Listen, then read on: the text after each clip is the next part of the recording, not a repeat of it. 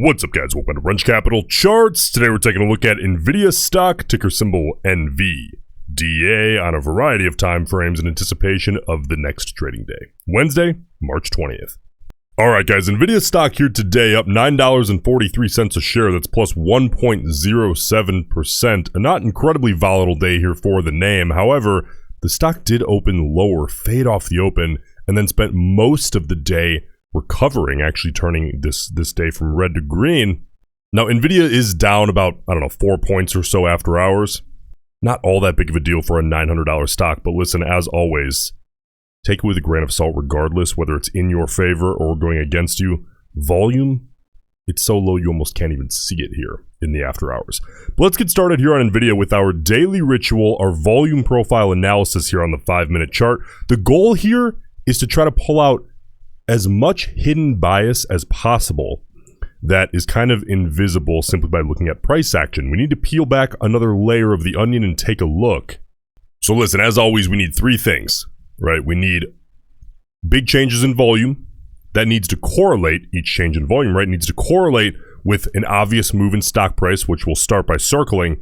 But then the most important one is that volume needs to be out of context with what we typically expect that time of day. Right? I mean, just because we see higher volume off the open than we do during the lunch hour, that doesn't mean there's any bias there at the open, right? It has to be contextual. So let's go ahead and take a look here.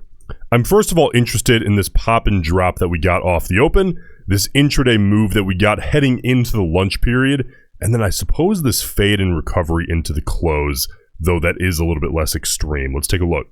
By the way, listen, if you have not done so already, please subscribe to the channel. I greatly appreciate it. Now, starting here from left to right, let's take a look. You can see here that on that pop and drop, we got the declining volume very quickly. So really off the open, I'm not seeing much bias at all. Sure, we got a couple of consistently high volume red bars where you might expect that to be decreasing rather than, consistent or actually slightly increasing. But it's only 2 bars consecutively, and that to me is not enough to really pull any bias out of there.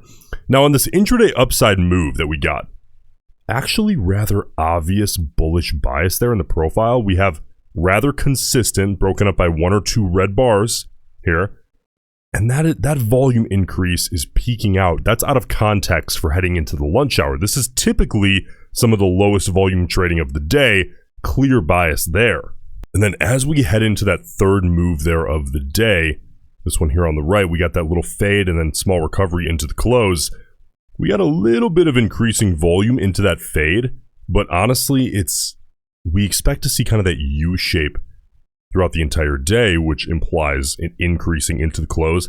And to me, when you compare this to the volume around it, there is a very slight bearish volume there, but honestly, almost not even enough to mention considering how out of context this middle day bullish bias was, comparatively speaking, because we actually expect more volume at this time of day at the, heading into the last 45 minutes or so of the trading day.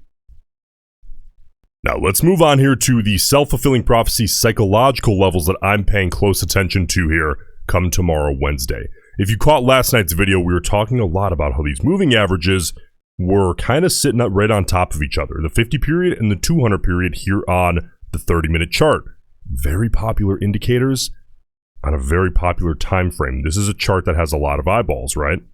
Now, Nvidia today here on the 30-minute chart actually was able to reclaim both of them. High volume, look at this. Increasing volume, right? High volume on the break up through both of those moving averages. We were actually able to hold both of them for the majority of the day. We got up about halfway through the day. You guys know time above a level is rather crucial, at least in my head. We retested downside through that 200 and the 50 and then held both of those into the close. Since we got a late day break and a late day recovery, what I'm going to want to see here tomorrow, Wednesday, from a bullish perspective, any test of this 200 period, I want to see a high volume bounce away up toward $900 a share. Additionally, I'd like to see that 50 period flattening out and then continuing to curl back upside. Okay, now you bears, ideally you guys were sitting approximately, as of right now, about 1% away from that 50 period here on the 30-minute chart. You bears are going to want to see a downside break of obviously the 200, but then the 50 as well. High volume break, low volume retest of the 50, and then a high volume rejection off the 50 for confirmation. Now let's take a look here at the 4-hour chart and see if it is contextual, and it is very much so in play here. You guys can see, again, if you caught last night's video, we were talking about this 50 period here on the 4-hour chart. It is ascending, so that's not a bad thing to see bulls as long as the stock can reclaim it, right?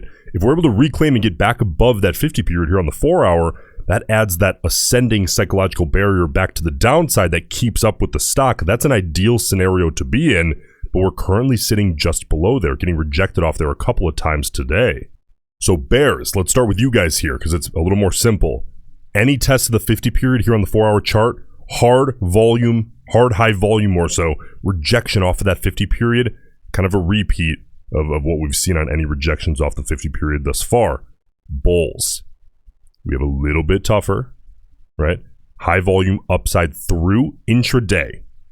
Okay, an intraday retest. If all this happens in pre-market, it's going to be on much lower volume, so consider that. It's less definitive that way.